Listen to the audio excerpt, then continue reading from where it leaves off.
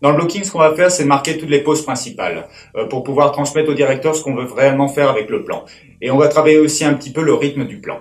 Avant de commencer mon blocking, j'ai l'habitude de regarder un petit peu ma vidéo référence et créer quelques digital thumbnails, c'est-à-dire regarder un petit peu les positions extrêmes. Ça va me permettre de définir un petit peu où se trouvent mes golden poses, mes anticipations, mes réactions, mes breakdowns, etc. J'ai l'habitude d'utiliser l'outil Grease Pencil afin de trouver un petit peu ma ligne d'action et de voir un petit peu comment se comportent les angles de ma pelvis et de mon torse. J'ai dessiné la ligne d'action de ma première pose et ensuite j'étais au frame 42 afin de voir comment serait la ligne d'action de l'anticipation et comment allait se comporter mon personnage. Ensuite, sur le frame 54, j'ai mon breakdown, c'est-à-dire le mouvement, l'action. Ça va me permettre de voir un petit peu comment se déplace mon personnage au moment où il a peur.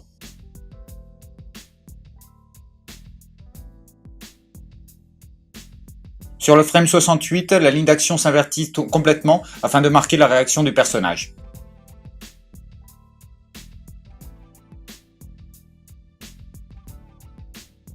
Et enfin, sur le frame 100, on voit la récupération du personnage. De fait, on peut observer le moonroll que fait le personnage à partir du frame 68 jusqu'à frame 100.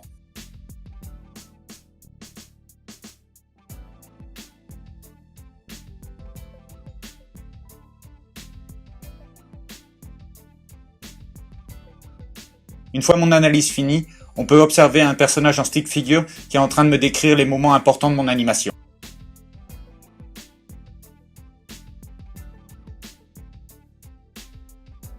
Ensuite, ce que je fais, c'est marquer une full key, c'est-à-dire une clé sur tous les attributs du personnage.